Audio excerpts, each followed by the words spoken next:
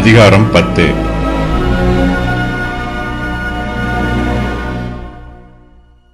Ezra கர்த்தருடைய சமூகத்திலே பிரார்த்தனை செய்கிறான்.